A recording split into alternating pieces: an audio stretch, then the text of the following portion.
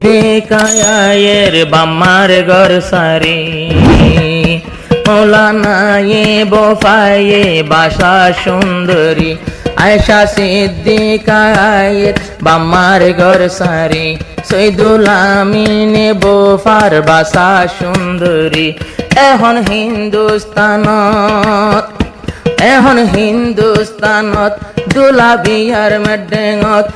আয়েশা সিদ্দিকা তোমার ইন্তেজারত আজ্জা খুশি আসে তারা দুজনের মনত